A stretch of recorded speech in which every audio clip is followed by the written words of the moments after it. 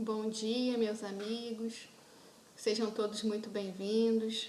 É sempre uma alegria nós podermos estar aqui reunidos através do canal do Grupo Rita de Cássia no YouTube para mais uma manhã de estudo.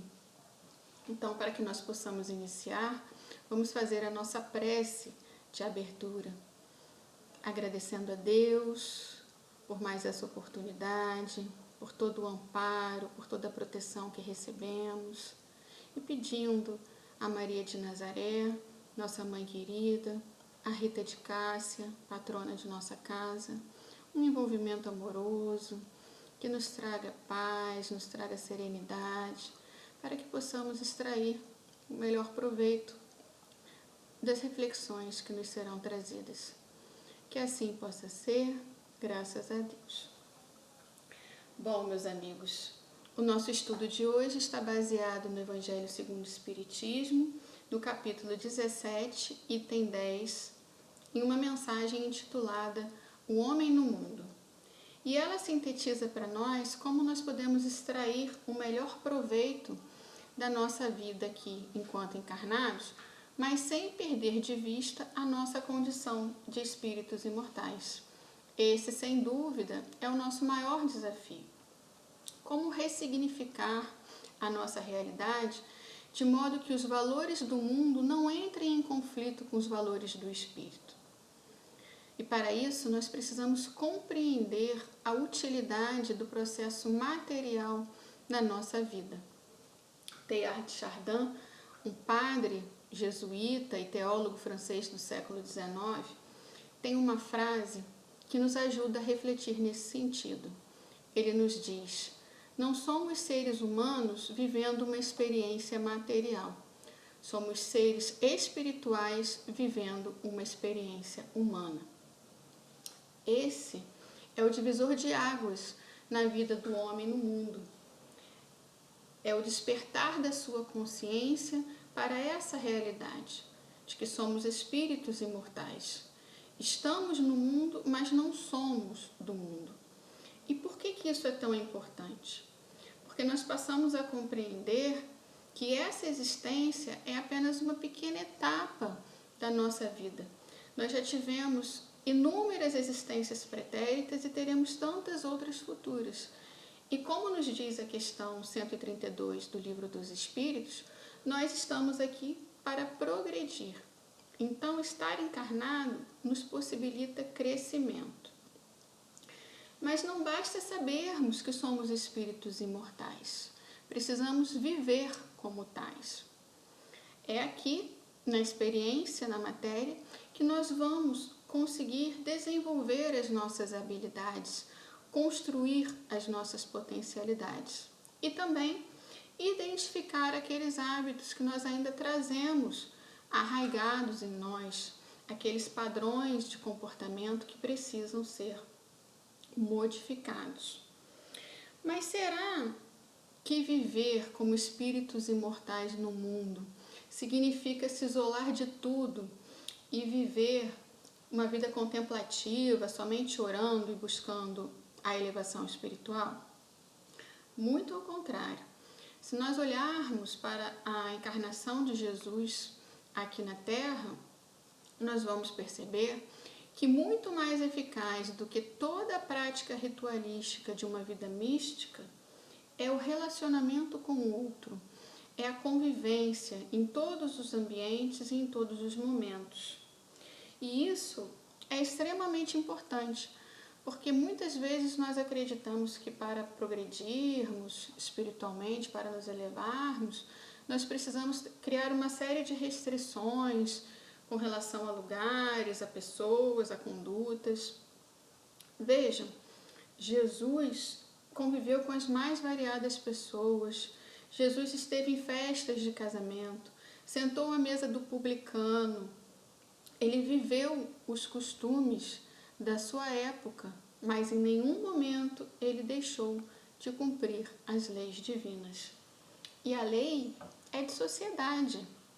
É a partir da convivência, do relacionamento com o outro, que nós vamos nos aprimorando, que nós vamos nos aperfeiçoando. No entanto, como é difícil conviver, principalmente com o diferente. Quando nós encontramos, né, alguém que pensa de modo diferente do nosso, que tem uma maneira de enxergar a vida diferente, que não está de acordo com os nossos padrões, nós já queremos segregar, excluir, afastar. Quantas vezes em nossas relações sociais nós não fomos preconceituosos e discriminamos aqueles que não estavam de acordo com o nosso padrão, seja religioso, de etnia, de condição social, opção sexual, ou até mesmo de acordo com o nosso ponto de vista intelectual. Nós precisamos refletir sobre isso, meus amigos, porque é justamente a diversidade que nos traz o crescimento. Quando nós convivemos somente com pessoas que pensam da mesma forma que nós, que adotam um padrão de comportamento que nós julgamos ser o correto simplesmente porque é aquele que nós adotamos, nós perdemos uma enorme oportunidade de ouvir diferentes ideias, de pensar sobre diferentes pontos de vista, de termos uma nova visão e até mesmo de mudar de opinião. Por que não? Às vezes o outro traz uma peça que estava faltando no meu quebra-cabeça e por falta dessa peça, aquela forma de enxergar a vida parecia confusa, parecia não fazer sentido para mim. Mas com essa peça, tudo se encaixa, se abre uma nova porta, um novo horizonte, um novo aprendizado. O homem consciente no mundo, ele tem esse espírito de aprendiz. Ele tem consciência de que a vida é pedagógica, que nós estamos aqui para aprender.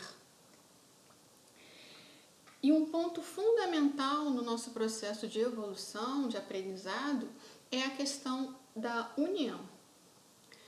A tradição tibetana nos afirma que o maior mal do mundo é a heresia da separatividade, que é justamente essa desconexão do ser com a sua essência, com a sua consciência, que o faz caminhar pela vida alienado por conta do egoísmo. Vejam que o egoísmo ele é separativista. Eu quero as coisas só para mim, eu quero as pessoas só para mim, eu quero o sucesso só para mim. E o Livro dos Espíritos, na questão 913, os Espíritos nos alertam nesse sentido, dizendo que o vício mais radical é o egoísmo, de onde deriva todo o mal. Então, nós precisamos compreender que nós não estamos no mundo para competir, mas sim para cooperar uns com os outros. Nós não estamos aqui para superar as outras pessoas, mas sim para superar a nós mesmos, para apresentarmos ao mundo uma melhor versão do que essa que nós estamos apresentando hoje. Então a competição é conosco, não é com o outro.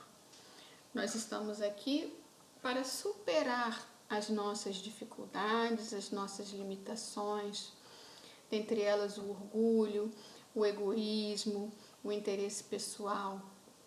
Nós precisamos expurgar do nosso coração esses vícios que nos afastam da lei de amor e, consequentemente, nos afastam da verdadeira felicidade. Então, o homem consciente no mundo, ele reconhece a necessidade de trabalhar em favor do outro, de servir. Nós estamos aqui a serviço. E vejam que interessante essa palavra, serviço. É o viço do ser, é aquela energia, aquela força que nos faz agregar valor ao mundo, que nos faz cumprir o nosso papel no mundo da melhor forma. E com isso nós conseguimos buscar a nossa plenitude, a plenitude da condição humana. Se nós desejamos um mundo melhor, nós temos que trabalhar para o bem comum, buscar soluções comuns e não só aquela que se enquadra na minha visão particular, mas buscar uma visão maior, que esteja de acordo com o nosso grau evolutivo. Platão, em seu livro A República, desenvolve todo um raciocínio quando ele trata das virtudes, explicando que existe um princípio metafísico comum a todas elas que as fazem tender para a unidade. Para Platão, o bem é aquilo que une. Então, ele faz uma analogia muito bonita entre o bem e o sol, que diz: aquilo que o bem é no campo da inteligência em relação ao pensamento e aos seus objetos, o sol o é no campo do visível, em relação à vista e aos seus objetos. Ou seja, assim como a luz nos faz enxergar as coisas visíveis, o bem traz clareza ao inteligível. Então é a partir dessa construção de virtudes, né, que é essa disposição que nós temos em agir no bem, que nós vamos desenvolver o nosso lado moral, atingindo assim o progresso moral, e também através do desenvolvimento do nosso conhecimento, da nossa sabedoria, nós vamos atingir o progresso intelectual.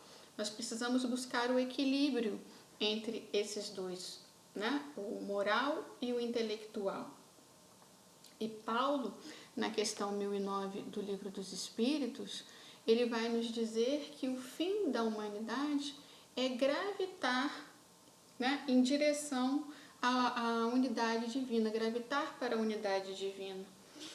Então, nós estamos aqui para desenvolver a nossa humanidade, para sermos homens de bem, como nos convida o Evangelho, sabendo que o bem é aquilo que une, que eleva, e tudo que nos eleva nos faz convergir para a unidade divina, nos faz estar em comunhão com Deus, com as leis divinas.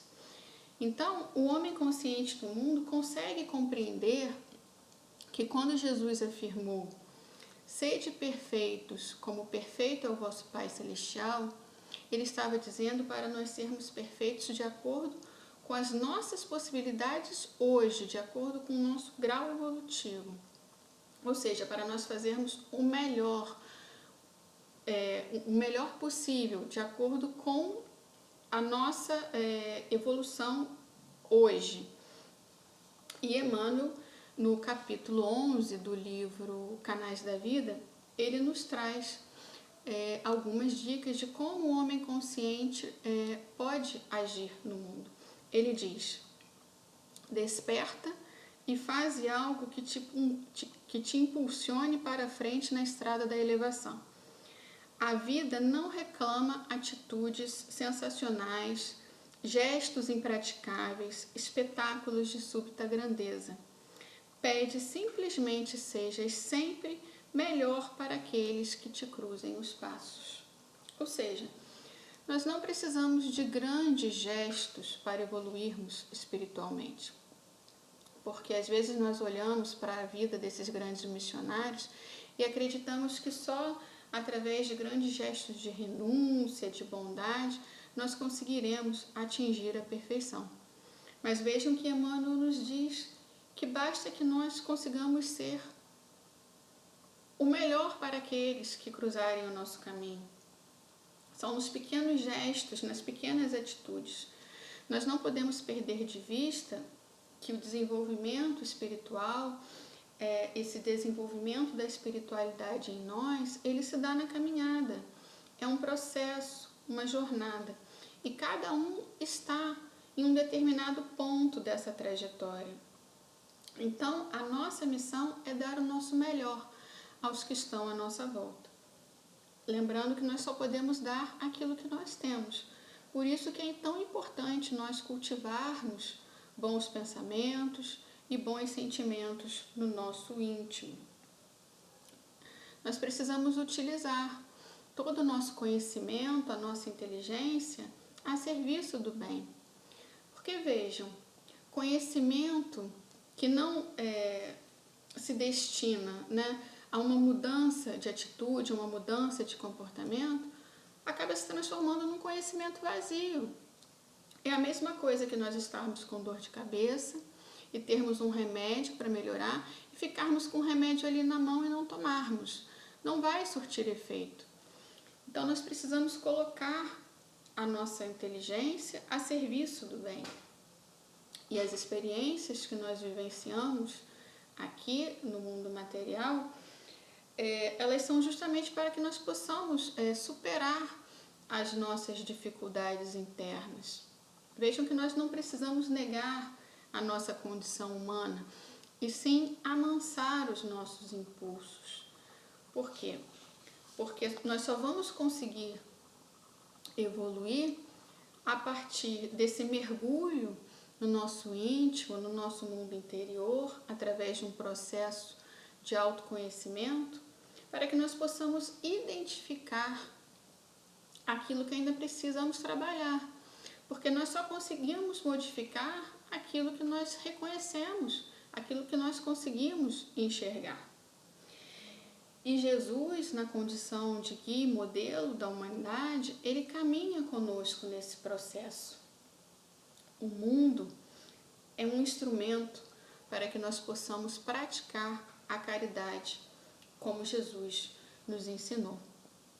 E ele, na condição de mestre, sabendo da dificuldade que nós temos de aplicar esses conhecimentos que nos foram trazidos com as revelações na nossa vida prática, ele respondendo a um questionamento de um fariseu, justamente que demonstrava essa dificuldade de lidar com o conhecimento na prática, o fariseu pergunta para ele: quem é o meu próximo? E Jesus nos trouxe a parábola do bom samaritano, que está lá no Evangelho de Lucas, no capítulo 10, versículos 29 a 37. E nós vamos analisar essa parábola porque ela nos traz informações importantes de como podemos proceder como homens conscientes no mundo. Jesus começa dizendo: descia um homem de Jerusalém para Jericó. Vejam que Jesus não especifica quem era esse homem.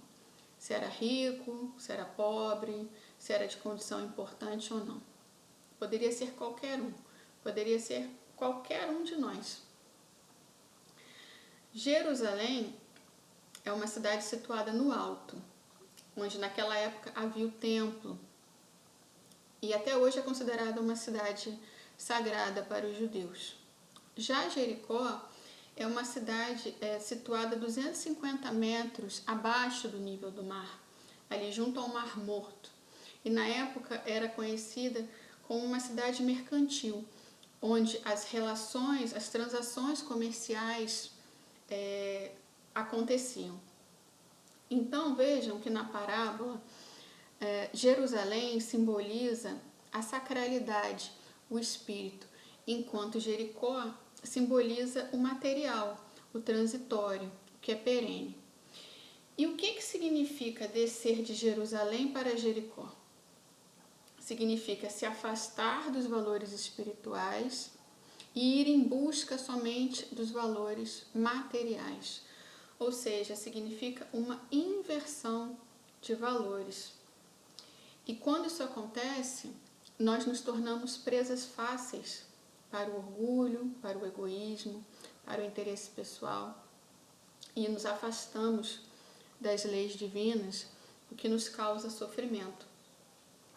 E lá na parábola, Jesus vai dizer que esse homem que descia de Jerusalém para Jericó caiu na mão dos salteadores, que tiraram tudo que ele tinha, o espancaram e o deixaram quase morto ali na beira da estrada. Então nós precisamos estar atentos, nós precisamos buscar um equilíbrio, compreender que os bens materiais, eles são um meio para que nós possamos atingir o nosso verdadeiro fim, que são os bens espirituais, que são os que nós vamos carregar conosco na nossa bagagem espiritual, aqueles que não se perdem, que são imperecíveis. E Jesus continua dizendo que descia pelo mesmo caminho um sacerdote que viu o homem caído ali no chão e passou adiante.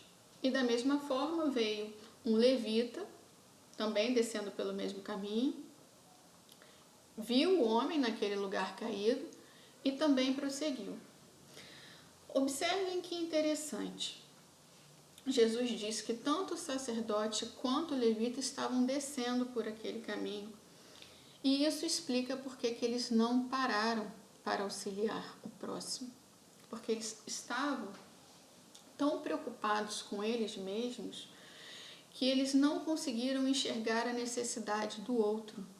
Apesar de religiosos, eles também estavam em queda espiritual, eles estavam ali descendo, né? Estavam indiferentes à necessidade alheia.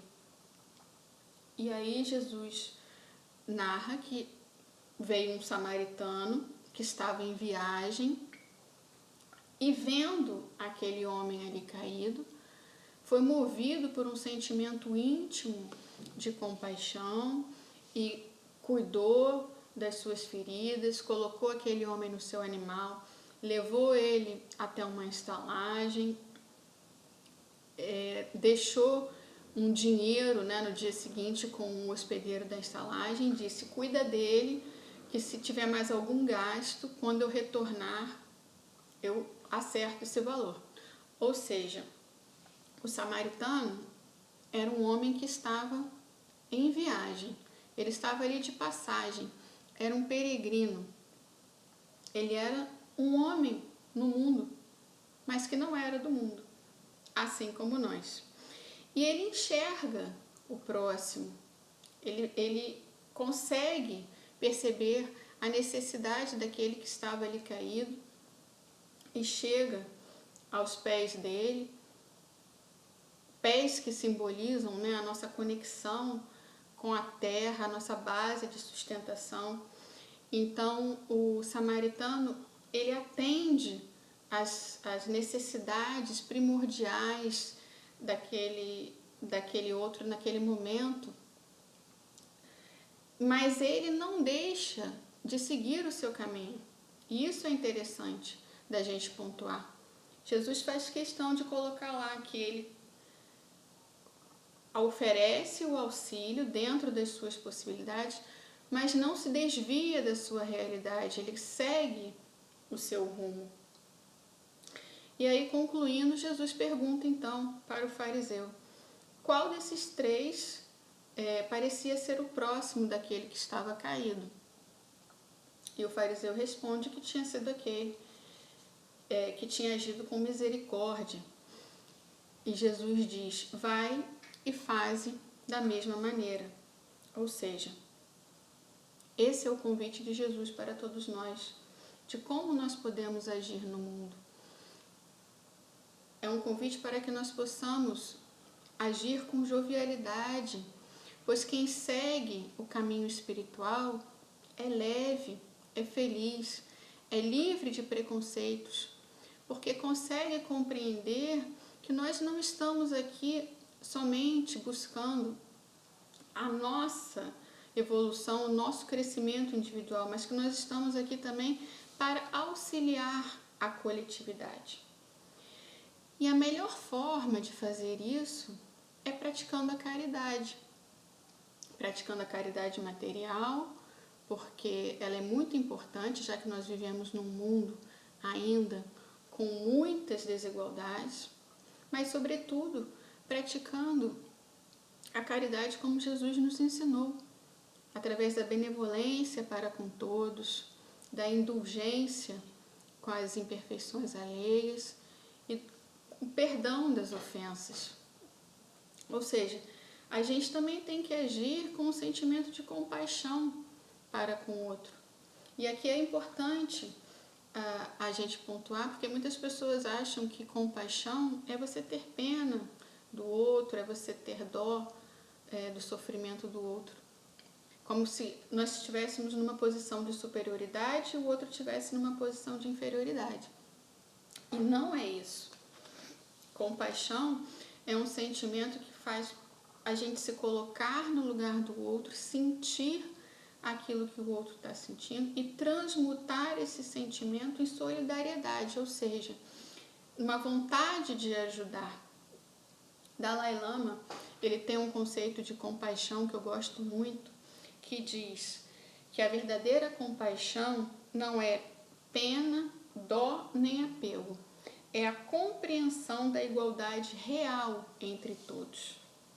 Porque é isso, nós estamos todos no mesmo patamar. Todos nós queremos ser felizes, a dor nos iguala. Então nós temos que praticar a compaixão, nós temos que praticar a caridade, sabendo que nós também em algum momento no nosso caminho iremos precisar. Outro ponto importante dessa parábola é a escolha de Jesus por um samaritano. Porque lembra que ele estava respondendo a um questionamento de um fariseu de quem seria o próximo?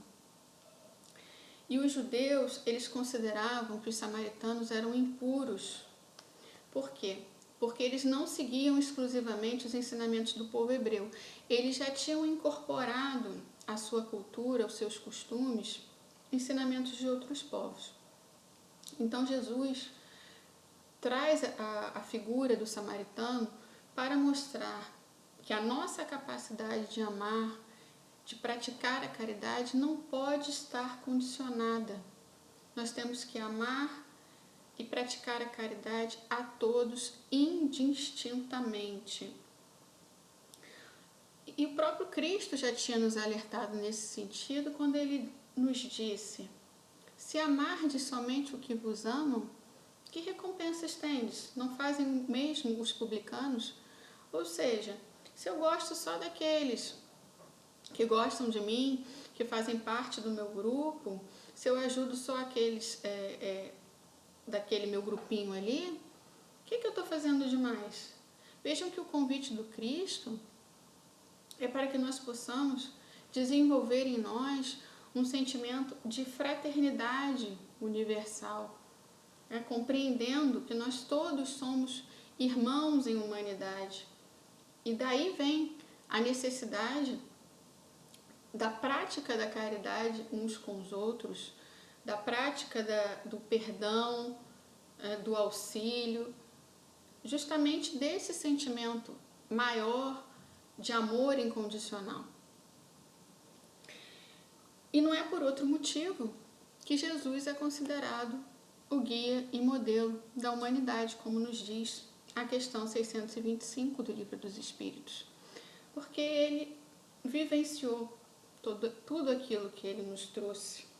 A vida de Jesus é uma aula prática. Ele é o nosso parâmetro de conduta. É assim que o homem consciente no mundo deve agir, olhando para Jesus. Então, nós precisamos buscar o nosso equilíbrio e valorizar o que verdadeiramente importa. E fazendo um paralelo com esse momento de pandemia que nós estamos vivendo, quantos ensinamentos nós não podemos tirar desse momento?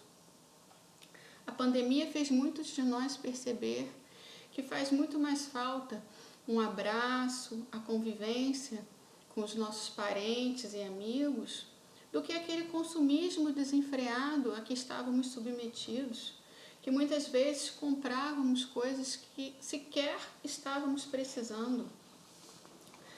Ela tem nos mostrado o que é de fato necessário e o quanto de supérfluo havia em nossas vidas. Que atos de solidariedade, de cuidado com o próximo, nos traz uma sensação muito maior de bem-estar, de felicidade, de pertencimento a essa grande família universal, do que muitos gastos que a gente fazia a título de lazer. São esses os aprendizados que a vida no mundo é capaz de nos trazer. Como em meio a tantos apelos materiais, a tantas distrações, nós podemos fazer escolhas corretas, nós podemos renunciar a prazeres imediatistas que nos trazem uma sensação falsa de felicidade e que, na verdade, não contribuem para o nosso crescimento espiritual e nem contribuem para o bem-estar coletivo. Mas vejam, nós podemos sim usufruir dos bens materiais, adquirir bens materiais. O problema está quando esses bens deixam de estar a nosso serviço e passam a nos escravizar. Ou seja, quando nós passamos a dar mais importância aos bens materiais do que a nossa condição de espíritos imortais. Nós passamos a priorizar o ter em detrimento do ser. Nós nos esquecemos simplesmente do que estamos fazendo aqui e passamos a viver só em função da materialidade. E isso, como nós já vimos, nos causa sofrimento. Se nós quisermos alcançar a nossa elevação espiritual, nós precisamos buscar a pureza de sentimentos. Jesus já havia nos dito isso lá no Sermão da Montanha, quando ele nos disse: felizes os puros de coração, porque verão a Deus. E por quê? Porque quem tem puro sentimento enxerga melhor, consegue ir além das aparências.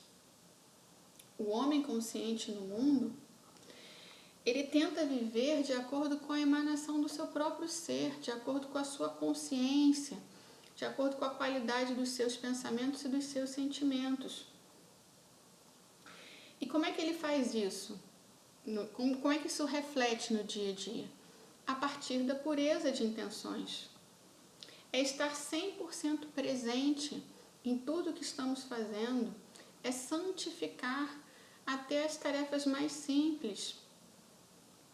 Porque se nós não estivermos atentos, nós vamos automatizando a nossa vida. Nós vamos fazendo as coisas de maneira mecânica e quando vemos, nós passamos pela vida e não vivemos. Então, é importante que nós tenhamos em mente que, além de cumprirmos com o que demanda o mundo exterior, nós temos também que olhar para o nosso mundo interior. Da mesma forma que nós cuidamos da nossa casa, nós limpamos a nossa casa para que ela esteja organizada e nos proporcione um ambiente sadio para a nossa moradia, nós precisamos cuidar também da nossa mente, que é a casa do espírito. Nós precisamos arejar a nossa mente, limpar os nossos pensamentos e descartar o lixo mental. Porque saúde, como nos diz Emmanuel, é a perfeita harmonia da alma. Então, para buscarmos essa saúde integral, nós precisamos cuidar não só do corpo, mas também do espírito. E sem dúvida, nos dias atuais, em que somos bombardeados por uma quantidade enorme de informações, em que estamos conectados em tempo real com tudo que acontece e os acontecimentos se dão de uma forma muito acelerada, mais do que nunca nós precisamos estar atentos à nossa saúde mental. E como que nós podemos fazer isso? De inúmeras formas. A oração é um instrumento poderosíssimo que nós temos, que nós podemos utilizar quando precisarmos, que nos dá essa conexão direta com Deus, com a espiritualidade. E quando nós buscamos essa sintonia, quando nós elevamos as nossas vibrações, automaticamente nós já recebemos força, coragem, equilíbrio para nós irmos seguindo no nosso dia a dia, para nós irmos enfrentando os nossos desafios. E existem outras formas também de a gente estar cuidando da nossa saúde mental, como, por exemplo, através da prática da meditação, através de uma leitura edificante, assistindo as palestras, nos conectando com a natureza.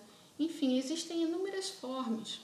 Cada um vai buscar a melhor combinação, mas o importante é que nós tenhamos na nossa agenda diária momentos para que nós possamos cuidar da nossa mente, do nosso espírito.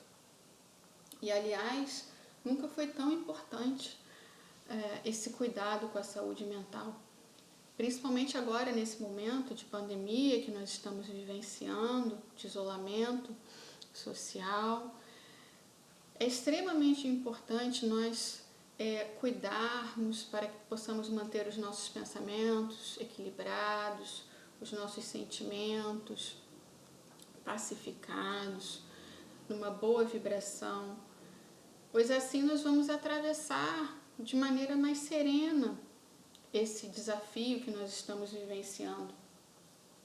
E a pergunta que surge é: será que nós estamos aproveitando da melhor forma esse momento que nós estamos vivendo, esse momento tão único que nós estamos vivendo? Ou será que nós ainda estamos cegos do ponto de vista espiritual? Paulo, o apóstolo Paulo, ele nos convida em sua carta aos Romanos a uma mudança de postura. Ele nos diz: e não vos conformeis com esse mundo, mas transformai-vos pela renovação da vossa mente. Olha aí a importância da renovação através da nossa casa mental. E ele é um grande exemplo de transformação para todos nós. O apóstolo Paulo, ele não se converteu simplesmente ao cristianismo, simbolizando isso uma mudança de religião. Mas essa sua conversão simbolizou uma mudança de postura, uma correção de rumos, uma mudança de atitude, que implicou toda uma reforma íntima e que isso refletiu no seu mundo exterior, na sua vivência no mundo. E é justamente isso que nós precisamos buscar, essa construção de valores que tenha ressonância com uma causa maior, com a nossa evolução espiritual. Sabemos que o planeta está passando por um momento de transição e os desafios são imensos. Mas, ao mesmo tempo, meus amigos, é uma bênção nós podermos estar encarnados nesse exato momento, vivenciando essa transformação. Kardec, no livro A Gênese, nos fala de uma nova geração que irá povoar a Terra. E a pergunta que eu faço e deixo para reflexão é a seguinte: por que nós não podemos integrar essa nova geração através da nossa transformação, através da renovação da nossa mente? Que nós possamos aproveitar esse momento, essa grande oportunidade e dar o nosso testemunho, nos colocando como um agente transformador no mundo.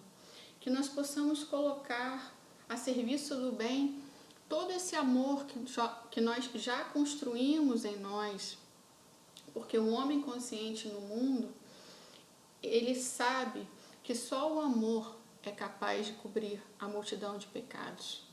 E a perfeição está toda, como disse o Cristo, na prática da caridade absoluta.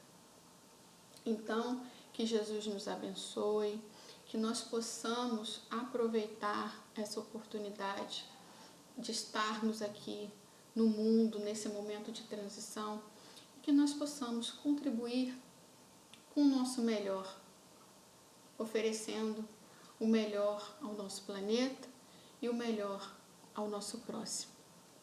Vamos então fazer a nossa prece de encerramento. Senhor Jesus, divino amigo de todas as horas, nesse momento, o nosso sentimento é de gratidão. Gratidão por estarmos aqui encarnados, por essa oportunidade de crescimento moral, espiritual que estamos tendo. Que possamos, Senhor, despertar a nossa consciência e agirmos com responsabilidade, fazendo assim melhores escolhas, tomando os devidos cuidados com o nosso espírito, para que possamos assim buscar o equilíbrio e aproveitarmos da melhor forma a nossa encarnação, cientes do nosso papel de co-criadores, cientes da necessidade que temos de buscar o nosso aperfeiçoamento. Fortalece, Senhor, os nossos bons propósitos, nos traga esperança, confiança, para conseguirmos dar conta da nossa caminhada. Fica conosco, agora e por todo sempre. Que assim seja. Muita paz, meus amigos.